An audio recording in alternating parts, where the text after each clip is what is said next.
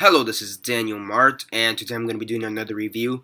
This time around, I'm going to be doing a review for episodes 5 through 9. Yeah, episodes 5 through 9 of iZombie of Season 2. So, yeah, I know Season 2 of iZombie already ended, if I'm not mistaken, or it's about to end at this point. It already ended in April. I still wanted to give my thoughts on every single episode somehow, but I didn't feel like doing a individual review for every single one, so I'm just gonna bunch a few reviews, right? Few episodes right here, right now. So yeah, I'm basically doing every single episode up until the mid-season finale, which was episode 9. I've already done individual reviews for episodes 1, 2, 3, and 4 of season 2, and yeah, so I'm gonna do episodes 5 through 9 right now, and then maybe do episodes 10 through 19 in another video sometime this month or whatever. So yeah, now very fast. Episode 5 is called Love and Basketball. Episode 6 is called Max Wager. Number 7, episode 7 is called Abra, Cadaver. And episode 8 is called The Hurt Stalker, and episode 9 is called Cape Town. So yeah, before I begin, yeah, I'm sick, so sorry if I cough a lot. So yeah, I'm a bit sick, so yeah. So yeah, before I begin though, 10-second spoiler warning as usual. For those of you that actually watched these episodes and haven't already, I'm going to be doing a quick synopsis for each one, giving a general likes and dislikes, and then my rates. So yeah, as usual, now, 10-second spoiler warning as usual, starting now.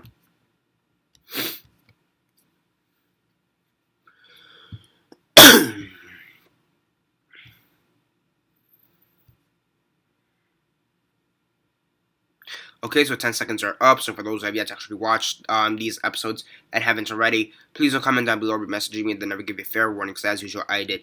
So very fast, episode 5, season 2, Love and Basketball. You have this he's basketball slash security guard. He was murdered. So Liv eats the brain as she does. And they're trying to figure out who possibly killed this security guard, the usual.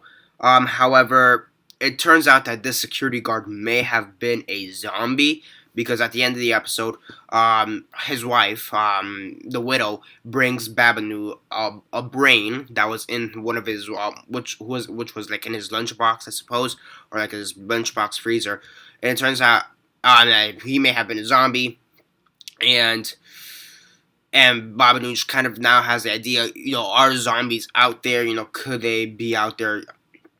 So yeah, we also have Gilda. I have no idea. It's a Gilda. So sometimes they call her Rebecca or Rachel. Sometimes they call her Gilda. I have no idea what the fuck. The redhead who lives with Liv. She's trying to steal her blood also because to further the zombie experience at the Max Rager. So yeah. Next up, Max Wager, episode 6. This gambler, this gambler is murdered. Well, not exactly, he's not exactly a gambler. He's more like a fixer. He's that guy who comes to you to break your thumbs and shit, or to break your hands, so you could pay up. So like a bodyguard more or less is murdered, and they have to figure out who killed this guy. But Liv, she is now in gambler mode. In previous episodes, she was in coaching mode, and the previous episode, she was trying to get Major out of his slump. So yeah. Also, you have here whatever. Back to episode 6. She's more or less gambling a lot of money, and yeah, we also have some stuff with Blain. Yeah, I believe it was in this episode where Blain, his father, comes and kind of takes over the business. But at the end of the episode, he dies or something like that. So yeah, I think that's something coming off from episode 5, that Blain's dad comes in, tries to take over his zombie business, and then at the end of this episode, he dies. Major kills him. So yeah, Ravi. And then also Ravi is doing an experiment for Liv and Major because they want to have sex, but they don't want Major to become a zombie again. So Ravi's doing experiments to see so Robbie's doing experiments to see if they could have sex, even if it's protected. through condoms, and turns out that I guess the zombie semen or whatever. I don't know how that would work out, but whatever. But I guess they can't really have sex because either way, Major, protected or unprotected, Major will become a zombie again. That's episode 6. Next up, episode 7, Abra. Magician is killed. She eats the brains. Liv eats the brains, and well, surprise, surprise, this magician is obsessed with death. So yeah, so they're trying to figure out the murder. This is actually probably one of the better episodes because I just like how from the the police aspect of it. I think it really shines in this episode, in my opinion. Rarely you don't like the police aspect of the show is always pretty cool to see. Even if it's just like a one-off every single time, but this one was pretty cool to see because of the magic, and I really like magic. I always wonder how they do it, so that was also pretty cool. So, yeah. And this episode, given coming off the previous episode, Major's already having doubts of whether he should be with Liv due to the fact that they can't have sex, and now she's kind of on these kind of death brains. She's on like this death brain, so he's kind of asking Ravi and the other girl, Pagan? No. Patty, her friend, the one that starts with P. I forgot her name. How to deal with the mood swings. They're like, just go with it, see what happens. Yeah, that kind of fucked with Major at the end. Whatever. So the magic aspect of this episode, or in the death aspect, for the police investigation, that was all pretty cool. So yeah, and I believe it was in this episode. Was it what it was? I want to say it was in this episode. Something happens in one of these 3 episodes, with Major, where he comes across this one. No, it can't be this episode. It has to be episode 8, the Hurt Stalker, or episode 9, whatever. The Hurt Stalker. We have episode 8. It's called the Hurt Stalker, talking about fucked up zombie brains, stalker brains. Yeah. Now she's stalking Major's every single move. So yeah, I told you, Major he is not getting it easy. So yeah. What was I gonna say? I completely blinked out. Okay, yeah. So she's stalking. She's stalking the same. In this episode, we get a bit more of Baba Nooj's backstory. It turns out he likes Game of Thrones and he could cook Cajun.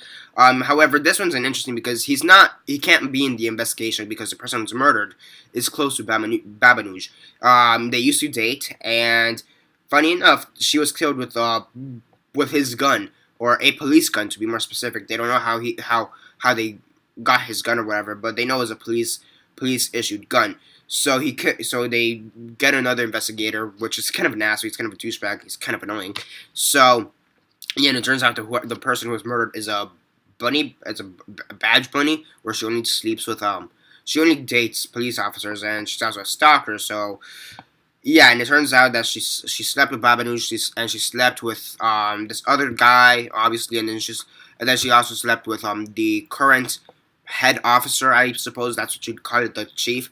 So yeah, she's been around, this lady, and Liv, she's trying to clear up Baba Nooj's name. In the process, she's sent to jail, and so that was pretty cool. So that was pretty good. That was actually pretty interesting. She was actually about to kill one of her inmates because she was having brain withdrawal. She was in the prison for about 2 days. So yeah, there's that. And then episode 9. And I believe this is what the stuff with Major that I'm about to talk about. It was in this episode. You have this crime fighter. Like a vigilante who's killed. Nobody really knows how he was killed.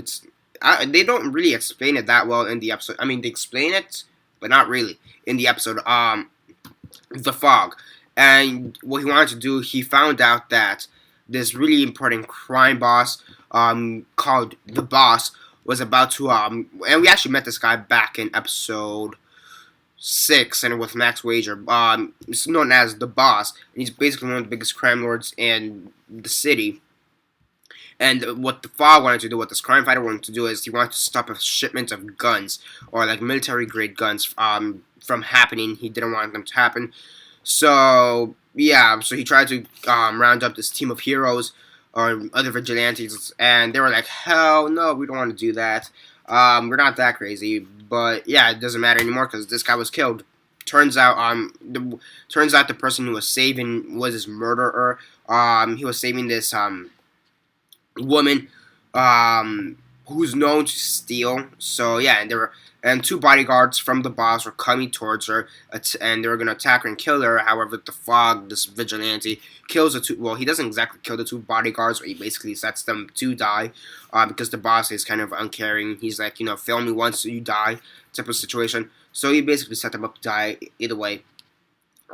Aside from the fact, this lady kills them, kills him. Fuck the vigilante. Liv now has vigilante brains, and at the end of the episode, we have a pretty cool. I wouldn't exactly call it shootout, but we have a pretty cool action scene where she's taking out some of these some of the boss's men. Not exactly, like, that was pretty cool as a whole. And then and it seems like the boss has some kind of, I wouldn't say exactly feelings, but he has some kind of sympathy for Liv because of the stuff that happened back in Max Wager and stuff like that. Like, he knows she's a formidable opponent, so that's pretty interesting in my opinion. I want to see how that goes down. So yeah, and then I'm almost positive that that's in this episode. Yeah, one of the people that Major is set up to kill, it's this woman. She wants to die. She straight up wants to die. She doesn't like being a zombie. She doesn't like eating brains, and she doesn't like turning other people into a zombie because she has sex. So she's a prostitute. So she turns other people into zombies. So she doesn't like it. So not Max. So Major, what he does is like, some of the other people some of the zombies I've stalked, come after, and I guess I've come to respect. I haven't exactly killed them. I've been putting them in this freezer, in this warehouse locker. So if a cure is ever found, I could heal them. And she does that. This woman, she's like, yes, please do that. But if there is no cure, please just kill me and the rest of these people. And he more or less takes that promise. So I like that. I like how not all. I mean, it's something we see through Liv, that she doesn't like being a zombie, and we also see it. I believe it was in episode 8, where she has to turn this guy into a zombie, because Blain. Actually, some pretty good stuff with Blain in these episodes too. Because Blain says that this guy has in a way, he has one of the things that could help in the cure for zombie-isms, or from being a zombie. So but the thing is, he's shot, so she had to turn him into a zombie. Come to find out that this guy, he knew stuff, he knew where the ingredients were for this cure, he just didn't have them. So that kind of pissed off Liv. And also, even before that, we had Ravi and Blain, and Blain brings the like a pseudo cure to Ravi, and he says, and he tells him, here, try this, see if it cures anything. And at the end, it turns out it's actually a zombie killer. It's like an instant zombie killer. So they're both going after Blain so he could use it on people he doesn't like. And Ravi, so it doesn't get into the wrong hands. Eventually, Ravi destroys it. So yeah, you do have some pretty cool stuff with Blain. Blain, and I really do like the confrontation they had with Blain and Ravi. That was actually pretty cool. So yeah, overall, some pretty great episodes in my opinion, pretty good episodes.